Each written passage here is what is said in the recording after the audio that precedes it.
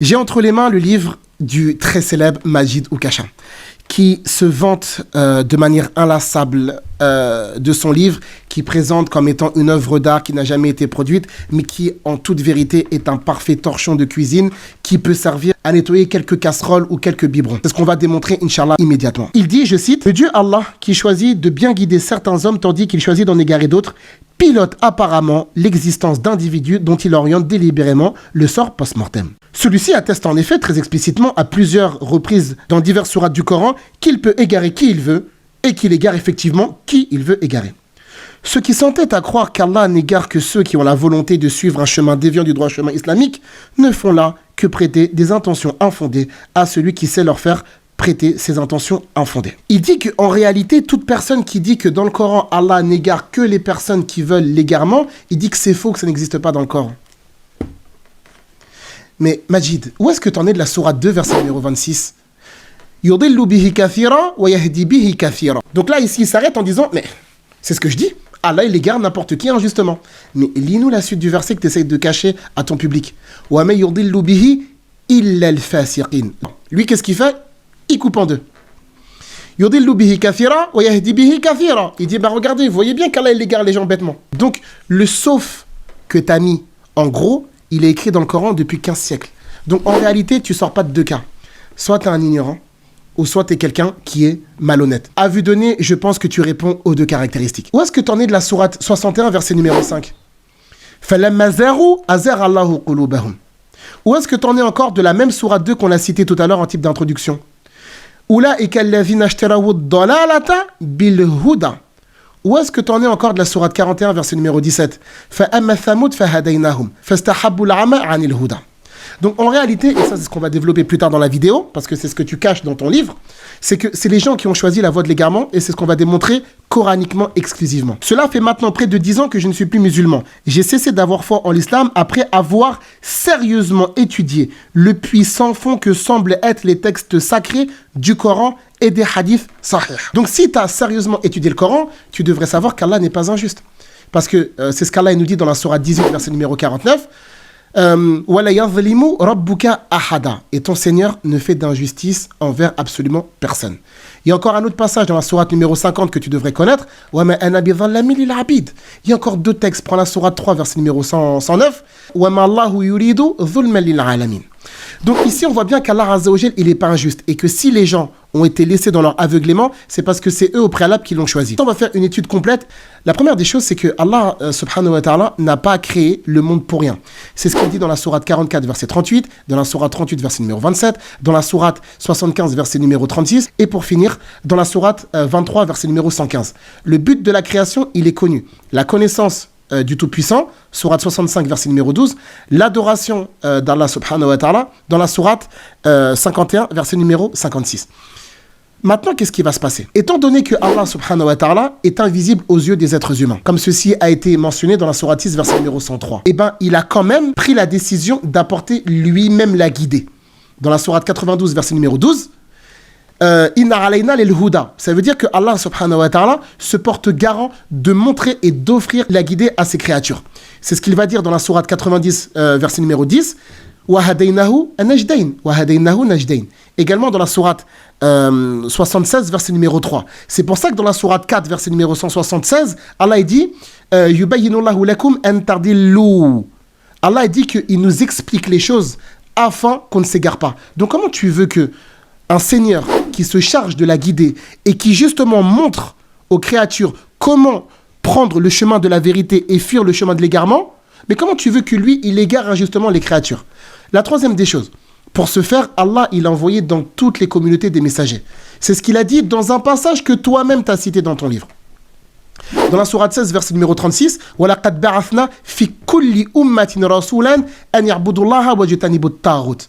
Donc Allah, il a envoyé dans toutes les communautés un messager afin qu'il explique aux gens comment adorer Allah et justement délaisser le culte idolâtre, païen et polythéiste.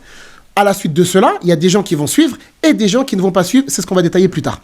Ce type de versets, on va les trouver également dans la sourate 10, verset numéro 46, dans la sourate 13, verset numéro 7, et également dans la sourate 35, verset numéro 24. Wa in min ummatin illa fiha khala navir. Wa in min ummatin illa khala fiha navir. Allah, il te dit qu'il n'y a pas une communauté dans laquelle un messager n'est pas passé. Mais si Allah, il veut égarer les gens, mais à quoi bon envoyer des messagers pour qu'ils expliquent la religion? Quatrième des choses, lorsqu'Allah Azza wa Jal, il envoie des prophètes, il simplifie la religion. Sourate 5, verset numéro 6, Sourate 22, verset numéro 78, Sourate 2, verset numéro 185, et Allah Azza wa Jal allège les obligations, Sourate 2, verset numéro 220, car l'homme a été créé faible, Sourate 4, verset numéro 28. Mais si Allah, subhanahu wa ta'ala, il voulait nous surcharger de recommandations, il l'aurait fait. Ola usha Allah la a'natakum inna Allah azizun hakim. Mais c'est pas ce qu'il a voulu, le Tout-Puissant. Donc maintenant, on a des messagers qui vont venir dans toutes les communautés afin d'expliquer aux gens la voie de la vérité et la voie de l'égarement. Pourquoi? Pour pas que les gens, justement, viennent plaider leur cause le jour du jugement en disant que non, sur terre, on n'a pas été averti. Sourate 4, verset numéro 165, Rusulan mubashirin wa munzirin li ayla yakuna linnas ala Allahi hujjatun ba'da ar-rusul. C'est ce qu'on va encore retrouver dans la sourate 5, verset numéro 19, ou encore dans la sourate 35, verset numéro 37, et d'autres dans le texte du Coran. Donc ici, à partir du moment où les gens vont être avertis, les gens ont le choix. Parce que Allah subhanahu wa ta'ala ne châtie pas un peuple tant que le peuple n'a pas été averti. Sourate 17, verset numéro 15, وَمَا كُنَّا مُعَذِّبِينَ حَتَّى نَبْعَثَ رَسُولًا. C'est ce que tu vas retrouver également pour toi qui lis le Coran, dans la sourate 9, verset numéro 115, entre autres, aussi dans la sourate 28, verset numéro 59 de mémoire, et puis aussi dans d'autres passages dans le texte coranique, pour ne pas citer la fin de la sourate numéro 26, étant donné que soi-disant tu es arabophone, sur la dernière page de la sourate 26, à gauche. Mais j'avais oublié, étant donné que tu as des carences dans la lecture de l'arabe, il faudra peut-être qu'une personne te corrige la lecture, Inch'Allah. Ce qu'il faut savoir, c'est qu'à partir de ce moment-là, eh ben, l'être humain a le choix. Parce que oui, Allah a donné le choix à l'être humain d'accepter la vérité ou non. Sourate 18, verset numéro 29, وَقُلِ الْحَقُّ مِنْ رَبِّكُمْ فَمَنْ شَاءَ فَلْيُؤْمِنْ وَمَنْ شَاءَ فَلْيَكْفُرْ.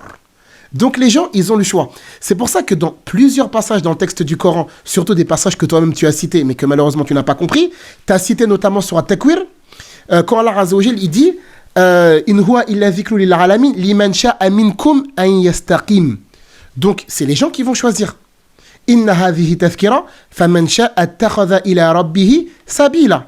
Inna hadhihi tadhkira faman sha'a ittakhadha ila rabbih ma'aba. Donc ça, Allah Azza wa Jal, il a donné le choix à l'être humain de croire ou de ne pas croire. Maintenant, qu'est-ce qui va se passer? À partir du moment où les preuves ont été apportées, où la guidée a été expliquée, où le chemin a été clairement identifié et que la preuve a été montée, c'est là justement où sanctions ou récompenses vont venir.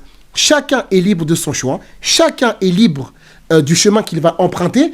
Seulement, par rapport à ça, bien évidemment, il y a des choses qui vont tomber. Et ça, c'est dans tous les vecteurs et dans tous les compartiments de la vie, en fonction du choix que tu vas opérer, eh ben, tu auras une destination, n'est-ce pas, une destinée différente. Et ça n'échappe à personne.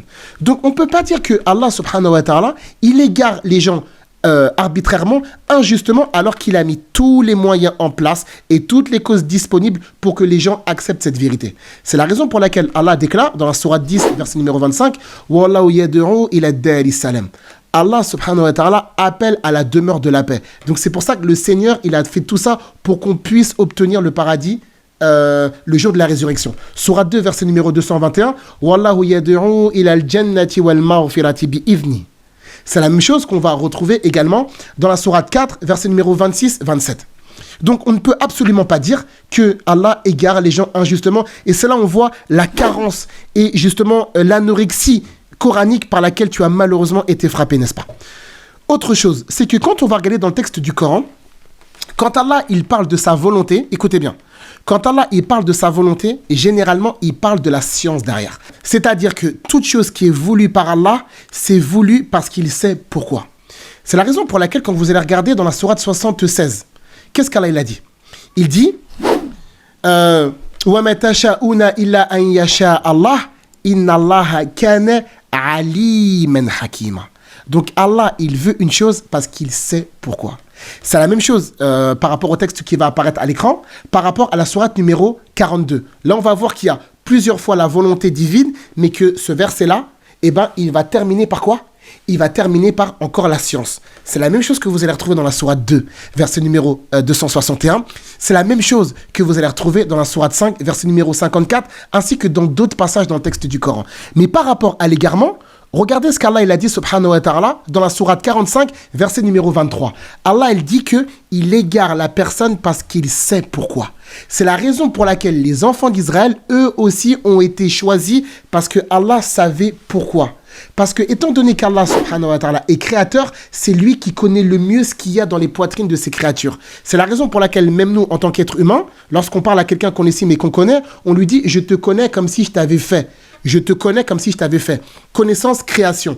C'est ce qu'on va trouver dans le Coran. Dans la sourate 67, verset numéro 14. « Ela ya'lamu men khalaqa ». C'est la même chose dans la sourate 50, verset numéro 16, lorsque Allah dit « Wa laqad khalaqna al-insana wa na'lamu ma tuwaswisu bihi nafsu ». Création, connaissance. C'est la même chose qu'on va retrouver à la fin de la sourate numéro 36 et également à la fin de la sourate numéro 15. Revenons maintenant à la raison pour laquelle Allah subhanahu wa ta'ala a guidé certaines personnes et d'autres personnes ont été égarées. Regardons dans la sourate 8, verset numéro 23, lorsque Allah dit « Walau alim Allahu fihim khayran la asma'uhum ». Allah dit que si Allah azza wa jal, il avait su que dans leur cœur il y a un bien, ils auraient entendu, ils auraient compris. C'est-à-dire que les gens qui sont guidés, c'est parce que ces personnes veulent être guidées. Les personnes qui sont égarées, c'est parce que c'est des personnes qui le veulent et c'est eux-mêmes qui sont portés vers cet égarement. C'est la raison pour laquelle il y a beaucoup de personnes, lorsqu'on les invite à la foi, ils te disent « je ne veux pas croire, je ne veux pas me soumettre, je fais ce que je veux, vous n'allez pas m'imposer ». Donc vous êtes en train de témoigner contre vous-même que les premiers qui refusent de la guider, c'est vous. Et c'est ce qu'on va retrouver dans le texte du Coran. Donc c'est les gens qui ont voulu ça.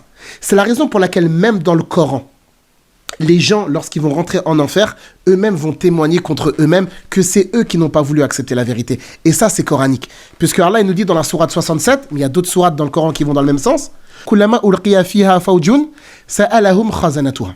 Sa'alahum khazanatuha alam yatikum nadhir. Qalu bala, qad ja'ana nadhirun fakadhabna. وقلنا ما نزل الله من شيء إن أنتم إلا في ضلال كبير وقالوا لو كنا نسمع أو نعقل ما كنا في أصحاب السعير. » Et Allah, elle dit « فَاعْتَرَفُوا بِذَنْبِهِمْ » Donc ils ont eux-mêmes, n'est-ce pas? Ils ont eux-mêmes reconnu contre eux-mêmes que c'est eux qui ne voulaient pas. C'est la raison pour laquelle on a dans beaucoup de passages des gens qui vont témoigner contre eux-mêmes le jour du jugement dernier. Donc si les gens qui vont eux-mêmes recevoir le châtiment reconnaissent contre leur propre personne que c'est eux qui ont choisi cette situation, c'est pas toi qui vas venir vivant dire non mais c'est injuste. Donc en fait, en réalité, quand on lit ce type de livre et quand on voit ce type on va dire de sottise et de manque de maîtrise coranique, c'est étonnant qu'on mette sur le devant de la scène des incompétents et des incapables de cet acabit. C'est étonnant, c'est sidérant et c'est effarant d'assister à une islamophobie aussi légère et aussi faible et lâche. Et c'est la raison pour laquelle tu ne veux pas faire de débat contre les musulmans. Parce que tu sais très bien l'issue de ces débats-là. Tu sais très bien que tu vas te faire dévoiler. Tu sais très bien que cette supercherie et que cette imposture manifeste prendra fin. C'est la raison pour laquelle tu prétextes le fait d'avoir peur et de craindre pour ta sécurité, alors qu'avant toi, beaucoup d'islamophobes, beaucoup plus virulents que toi, sont venus débattre avec nous et aujourd'hui, ils continuent de poster leur contenu islamophobe sur Internet, ce qui est bien la preuve manifeste qu'on n'a jamais levé le petit doigt contre eux. J'espère que cette vidéo vous aura été utile, profitable et bénéfique. Je vous donne rendez-vous, Inch'Allah, pour la prochaine vidéo. Barakallahu fikum. Wassalamu alaikum.